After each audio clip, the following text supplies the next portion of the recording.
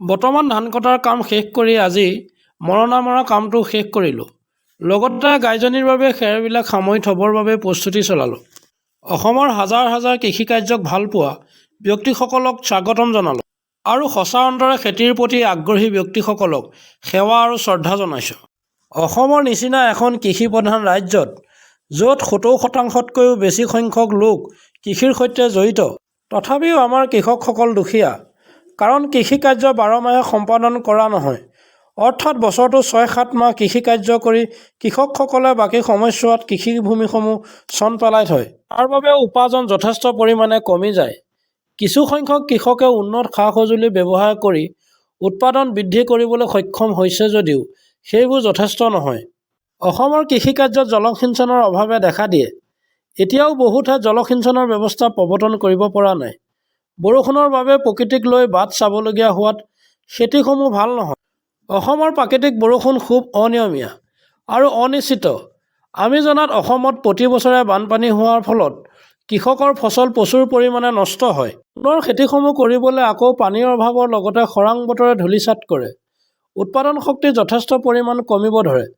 তেতিয়াই কৃষকসকলে উৎপাদনৰ বৃদ্ধিত উৎসাহ হেৰুৱায়। খাদ্যশস্য হিচাপে আমাৰ ধান খেতিটোৱে হৈছে আটাইতকৈ অধিক আৰু মানুহৰ পুষ্টি আৰু কেলৰি গ্ৰহণৰ ক্ষেত্ৰত চাউলে হৈছে আটাইতকৈ গুৰুত্বপূৰ্ণ খাদ্যশস্য। অসমৰ মাটি আৰু জলবায়ু ধান খেতিৰ বাবে উপযোগী হোৱাৰ হেতুকে বিভিন্ন ধৰণৰ ধান খেতি যথেষ্ট পৰিমাণে উৎপাদিত হয়। ইয়াৰ মাটি সাৰুৱা আৰু পলসুৱা। সকলো প্ৰকাৰৰ খেতিৰ বাবে ইয়াৰ মাটি উপযোগী। ইয়াত অধিকাংশ লোকেই প্ৰত্যক্ষভাৱে কৃষি আৰু অন্য আনুষংগিক কাম-কাজৰ লগত নিয়োজিত। কৃষকসকলে বৰষুণৰ পানী নিৰ্ভৰ কৰিয়ে খেতিসমূহ কৰিবলগীয়া হয়। পানীৰ অভাৱতে অধিকাংশ খেতিয়কে কেতিয়াবা মাটিসমূহ চন পেলাই থবলগীয়াও হয়। বাহিৰৰ ৰাজ্যবিলাকৰ দৰে অসমতো গোটেই বছৰ ধৰি কৃষিকাৰ্য সম্পাদন ব্যৱস্থা কৰিব লাগে।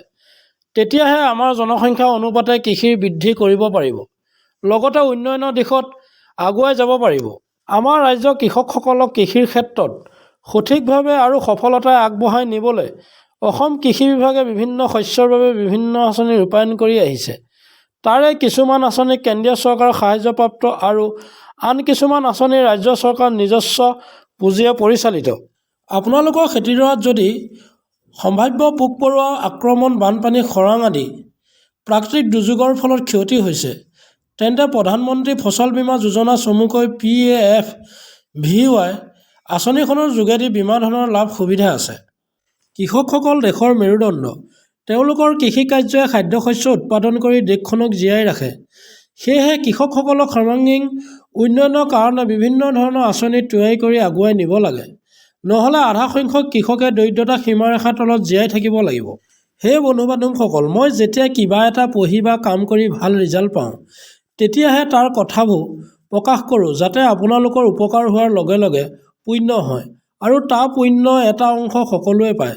মানুহে মানুহক ভাল কথা ক'ব লাগে আৰু সাধ্য অনুসাৰে সহায়ো কৰিব লাগে। আজিৰ দিনত মানুহ বহুত পৰিৱৰ্তন হ'ল। যদি আমি আদিম অৱস্থালৈ মনত পেলাই দিওঁ, ধ্বংসৰ অনিবাৰ্য। কাৰণ আমি এতিয়া বাকলি বসন পিন্ধি থাকিব নোৱাৰোঁ। কিন্তু বৰ্তমান প্ৰগতিৰ কাৰণে পৰিৱৰ্তন লাগিব। গতিকে পৰিৱৰ্তনমুখী জীৱনহে মানুহক উন্নতি শিখৰলৈ আগুৱাই নিয়ে। ধন্যবাদ।